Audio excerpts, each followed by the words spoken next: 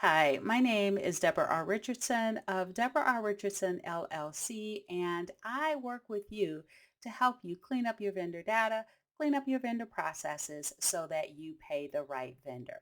Now, this week's Vendor Master File tip of the week is IRS Quick Alert, Publication 1220. You may need to download it again.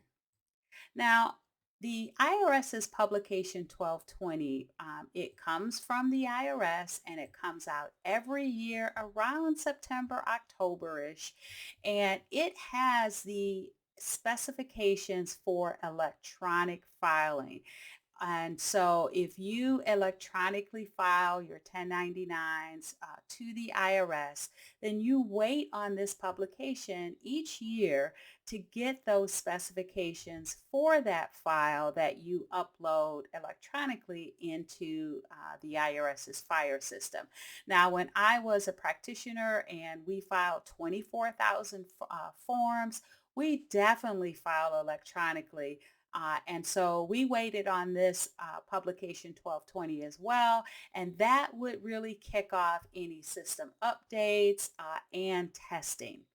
Now, this year, if you downloaded publication 1220 before October 6th, you may need to download it again. And that's because the IRS sent a quick alert email on October 6th to say that there were some errors in the publication. Now, within that email, they spelled out two errors and indicated that the publication 1220 would be republished early this week. And so I checked today, October 12th, and the revision that they note here that would be under Exhibit 2 is in the publication. So again, if you downloaded publication 1220 before October 6th, you'll want to download it again.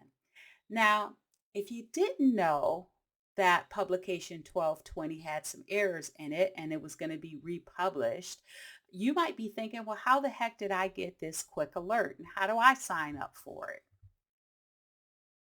Now, it's easy. I'll put the link in the description to get you to this page to subscribe to Quick Alerts.